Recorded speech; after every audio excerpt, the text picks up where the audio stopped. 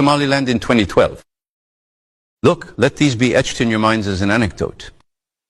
As we head toward a third world war, statesmen and intellectuals living in a critical country like Turkey must take the world map and memorize it.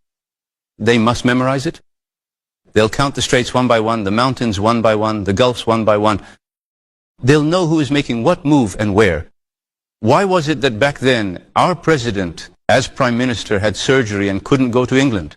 Look where the story begins. And when England saw our activity in Somalia, they said, let's hold a summit together. When our prime minister couldn't go, he sent me. The British prime minister and I co-chaired it.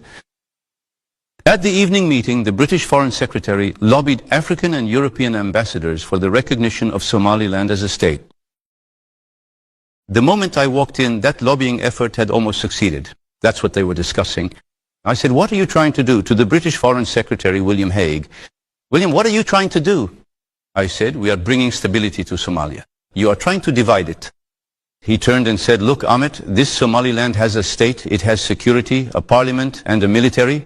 There is no terrorism at all. They deserve to be a state. He said, do you know what I said, Mr. Muharrem? The people there were frozen in shock. I said, you speak so well.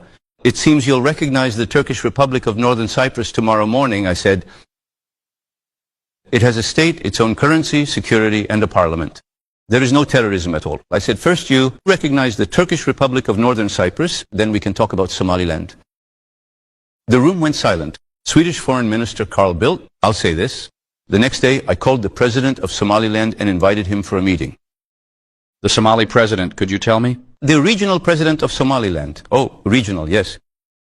I told our Somali ambassador, Mr. Kani. He arrived with a British advisor by his side. I didn't say a single word. As he was leaving, I took his hand. I said, look, we are two Muslims. No other nation can come between us. And then in a few months, I will call for you, I said. You will come alone. And we did call him. In Ankara, we brought Somalia and Somaliland together. Why is that?